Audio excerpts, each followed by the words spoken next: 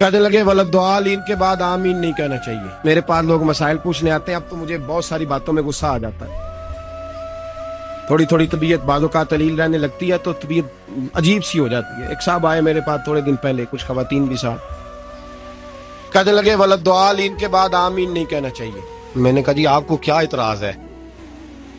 कोई भी दुआ को बंदा मांगता है तो सामने वाला अगर आमीन कह दे तो उसमें कोई हर्ज है।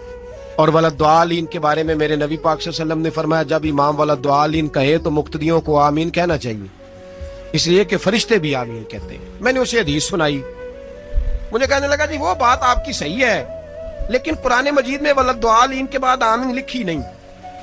मैंने कहा यार आप मेरी बात समझे, मैंने आपको थोड़ी कहा कि लिखी है। मैंने कहा नहीं लिखी, लेकिन हुजूर का फरमान है जब इमाम वलद्दालीन कहे तो मुक्तदी आमीन बोलिए, मुक्तदी आमीन कहे, कह दिया तो मान जा। कहने लगा जी यहाँ नहीं लिखा। मैंने कहा आपने कुरान जी सारा पढ़ा है? कहता नहीं, सूरत फातिहा पढ़ी है।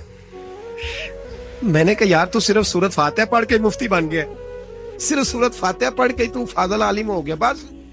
ओ अल्लाह के बंदे तू अभी राह गुजर में है, कैदे मकाम से गुजर। कहने लगा जी नहीं, जब तक लिखी नहीं जाएगी मैंने पढ़नी नहीं।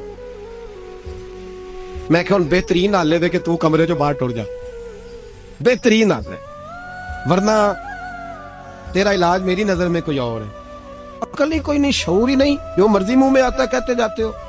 मैंने कहा कुरान में तो नहीं लिखा हुआ फजर जोर असर मगरिब इशा पढ़ो, कुरान में तो नहीं लिखा फजर की 2 रखते हैं, जोर की 4, असर की 4, मगरिब की 3, तो ना पढ़ू ना पढ़ू? ओ खुदा के बंदे, नबी पाक सल्लल्लाहु ताला अलैहि वसल्लम की शान ये है कि रब फरमाता है मैंने तुम्हें रास्ता बता दिया है, रास्ता बता दिया। अल्लाह वाती रसूल, जो कुरान में अल्लाह कहे वो भी मानो, और बाकी वो मदीने में मेरा महबूब बैठा हुआ है, जैसे जैसे वो कहता जाए वैसे वैसे करते जाओ। नमाज फर्ज हुई तो सहाबा ने पूछा हुजूर कितनी पढ़नी है, किस तरह पढ़नी है, रखते कितनी, वुजू कैसे, खड़े कैसे होना है? तो नबी पाक ने फरमाया आओ सल्लू कमा रही तुमूनी उसल्ली, जैसे जैसे मैं पढ़ता जाऊं वैसे वैसे तुम भी पढ़ते जाओ।